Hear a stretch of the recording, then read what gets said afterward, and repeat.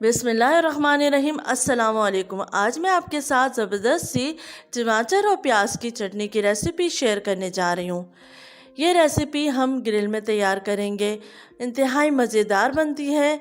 Grill में तैयार करने की वजह से इसका टेस्ट बहुत ही मज़ेदार होता है। इस रेसिपी को आप चावलों के साथ, रोटी के साथ, तमाम चीज़ों के साथ खा सकते हैं और ये इंतहाई मज़ेदार लगती है। गर्मियों के मौसम में इस रेसिपी को ज़रूर ट्राई कीजिए। चलिए हम रेसिपी को स्टार्ट करते हैं।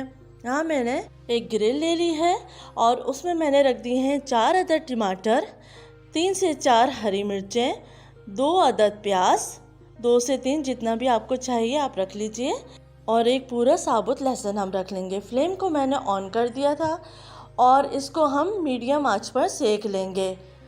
यहाँ मैंने मिर्चें जो ली हैं वो 2 छोटी हरी मिर्चें ली हैं तेज़ वाली, और 2-3 बड़ी हरी मिर्चें ली हैं। तो फ्लेवर दोनों का आएगा। तो जब हम चटनी तैयार करेंगे तो इसमें हमें मिर्चों की ज़रूरत नहीं पड़ेगी, लाल मिर्च ऐड नहीं करेंगे हम इसके अंदर। तो आप देख सकते हैं हरी मिर्चें अच्छे से सिक चुकी हैं। अब हम टमाटर को सेक लेंगे। बाकी सब्जियों को भी हम इसी तरीके से ग्रिल कर लेंगे।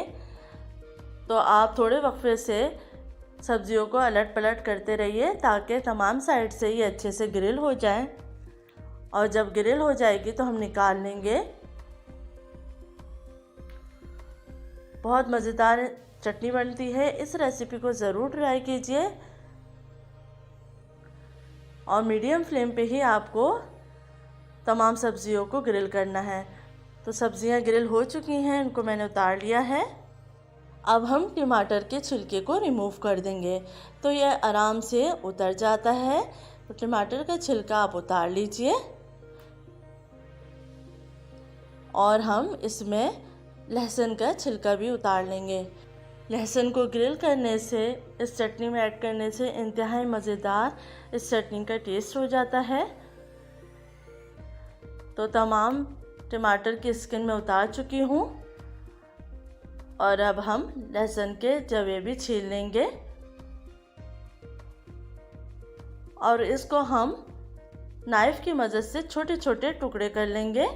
तो इन तमाम सब्जियों को छोटे छोटे पीस में काट लीजिए। हम इस चटनी को ब्लेंडर में नहीं पीसेंगे, इसलिए कि ब्लेंडर में पीसने से ये बिल्कुल पेस्ट बन जाएगा, तो वो हमें नहीं चाहिए, बल्कि इस चटनी का हम कुचला सा तैयार करेंगे। तो इसलिए आप तमाम सब्जियों के जो कि हमने ग्रिल की हैं छोटे छोटे पीस कर लीजिए। उसके बाद अगर आपके पास हमाम दस्ता है तो उसमें इस चटनी को कूट लीजिए। मैं कटिंग बोर्ड के ऊपर ही इसका एक पेस्ट सा बना लूँगी। लहसुन का फ्लेवर इंतहाई मज़ेदार होता है इस चटनी में, तो लहसुन को ग्रिल करके ज़रूर ऐड कीजिए।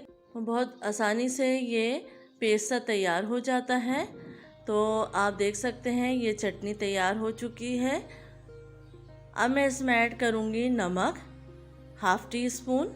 मिर्च ऐड करने की ज़रूरत नहीं है क्योंकि हरी मिर्च इसमें ऑलरेडी मौजूद है। थोड़ा सा हरा धनिया बारीक कटा हुआ और थोड़ा सा पुदीना बारीक कटा हुआ ऐड करेंगे और इसको अच्छे से मिक्स कर लेंगे। तो ये मज़ेदार सी टमाटर प्याज की चटनी तैयार हो चुकी है।